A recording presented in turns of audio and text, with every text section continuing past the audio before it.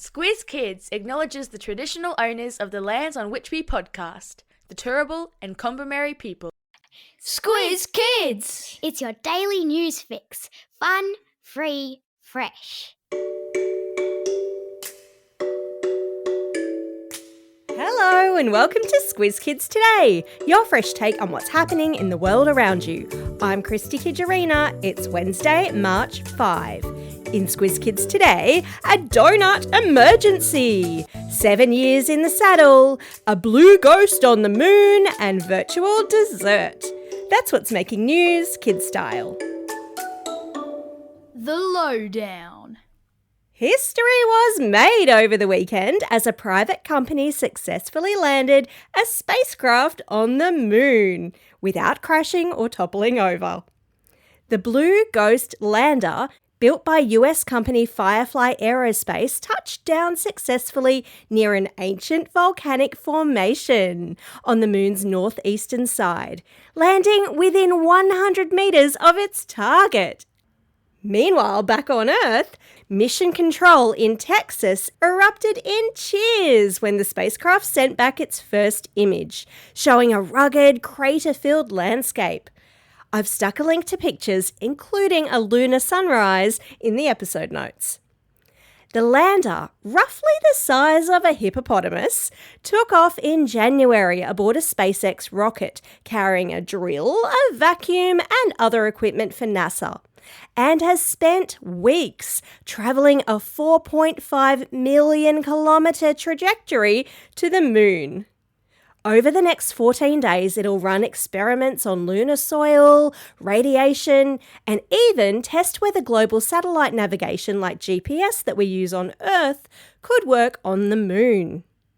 And it won't be alone for long because another craft, 4-metre-tall Athena, is due to touch down on the moon tomorrow. Whew, it's getting busy up there. Speaking of history-making events, southeast Queenslanders have been busy battening down the hatches as tropical cyclone Alfred swirls closer. The Category 2 system was expected to make a dramatic U-turn overnight, with meteorologists predicting it could cross the Queensland coast near Brisbane tomorrow night or early Friday morning. If that does happen, it would be the first cyclone to hit the region in around 50 years. Strong winds, heavy rain and possible flooding are on the radar. So stay safe, Queenslanders. And mums and dads, remember, if it's flooded, forget it.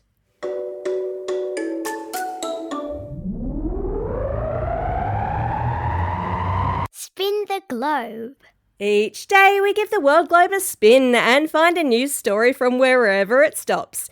And today we've landed in Oklahoma, USA, where one toddler has had an emergency of the donut variety. A little boy named Bennett picked up an old mobile phone and discovered that while it couldn't text, scroll, or play games, it could still dial the emergency services number in the USA 911. And so, with an urgent mission in mind, he dialed up emergency services to request donuts. An adorable exchange went kind of like this. When the dispatcher asked if it was really an emergency, Bennett confirmed, emergency donuts. And when asked if he'd share, a very firm, no, I'm not. Luckily, the police saw the funny side, and next day, officers turned up at Bennett's house with a big box of donuts, making his dreams come true. And it's a sweet reminder that some old phones can still call emergency services, 000 in Australia. So maybe keep them out of reach, unless there's a real donut-level crisis. And if you want to hear the super cute 911 call firsthand, I've popped a link in the episode notes. Biggest, furthest, longest. Now, most people considering a 30,000 kilometre journey would hop on a plane or jump in a car, right? But not Australian Ben Han and Canadian Olivia Carzes. They're doing it on horseback, and it could take 7 years.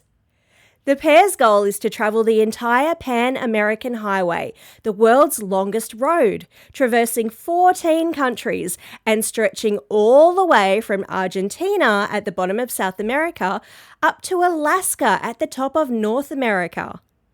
The adventurers set off on February 2 with 5 horses carrying all their supplies, from food to bedding to tools for replacing horseshoes, and right now they're covering about 10 to 15 kilometres a day.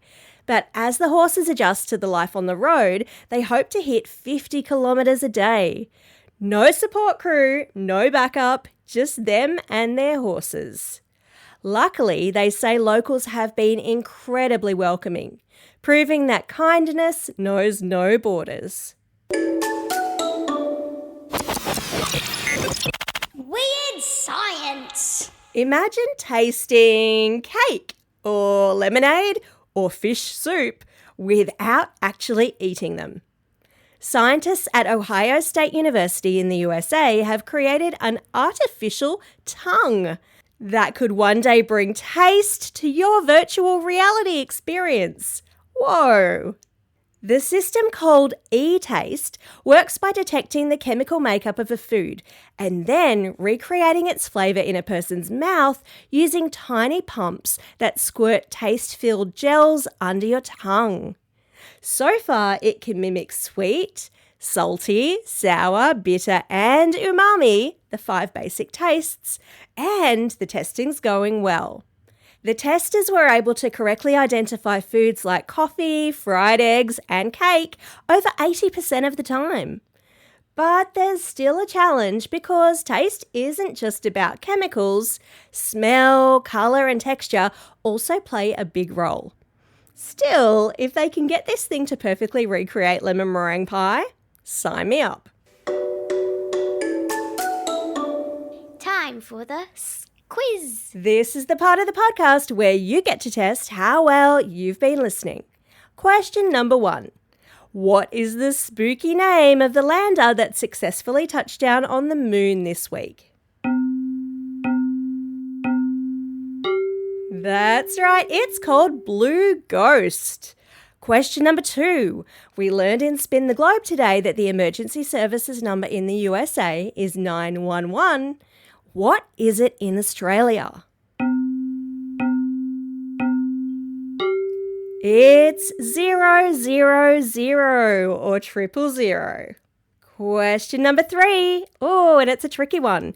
How many continents does the Pan-American Highway pass through? That would be 2 continents, South and North America.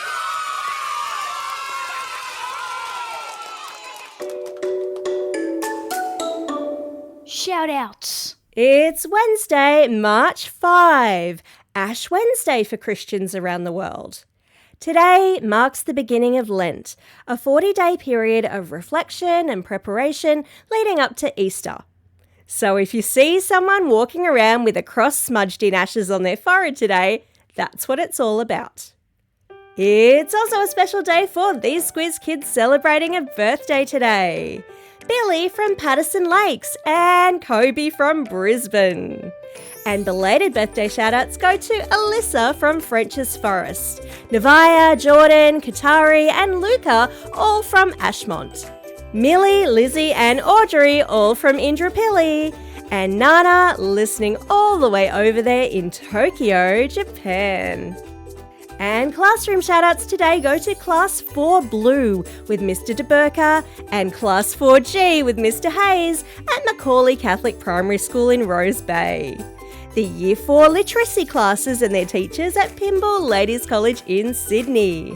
Class 6 Blue at Our Lady of Fatima Primary School, Caringbah. And lastly, but definitely not leastly, Class 5 KE with Miss Ellis at John Henry Primary School in Pakenham. So good to have you all listening. Don't forget, if you've got a birthday coming up and you want to shout out, or if you're after a classroom shout out, drop us a line at squizkids@thesquiz.com.au or fill out the form on our website. Well, that's all we have time for. Thanks for listening to Squiz Kids today. We'll be back again tomorrow. In the meantime, get out there and have a most excellent day. Over and out.